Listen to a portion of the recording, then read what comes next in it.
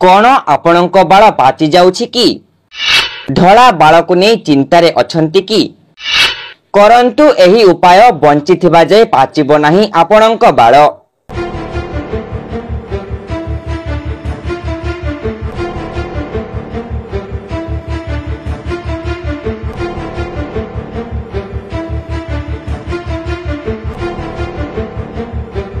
बंधुगण आजिर युवपीढ़ी pre mature hair पाई चिंतित।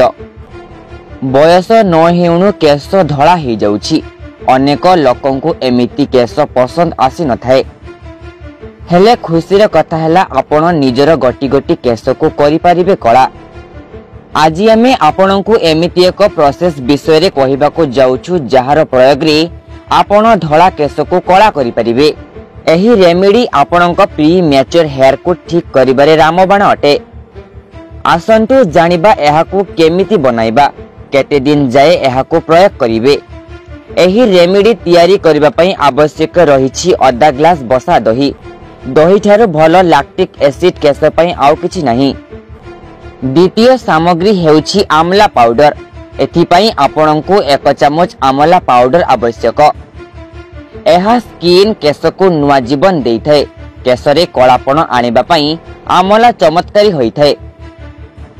अमला आपणकर फॉलिकिस को नरिश करि थाए, जेमिति ताहार पिगमेंट जल्दी व्यवहार हेबो नाही, फलरे केश धला बा ग्रे हेबो नाही।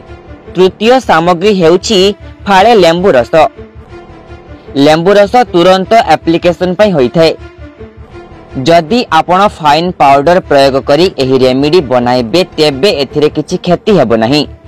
आपण एही तीनोटी सामग्री को भल भाबरे मिसाइबा परे राति सारा ढांकी की रखि दियंतु।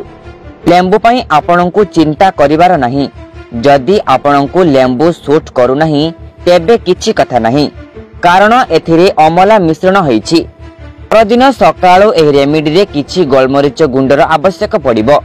एथिरे जे पोषक तत्व थाए जहा केश ग्रो करिबारे सहाय्य करिथाए। आपण एहाकू सप्ताह को थरे प्रयोग करि परिबे। एहाकू लगाइबा आगरो केश को अल्प अदा करि दियंतु। तापरे एही रेमेडी रो प्रयोग करंतु।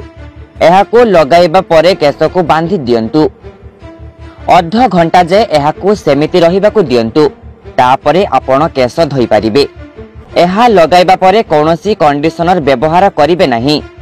देखिबे आपणकू चमत्कारी रिजल्ट देखिबाकू मिलिबो। आपणकर धला केश कला हेबारे लागिबो आउ चुटी पाचिबो नाही। Bureau report, eighty news.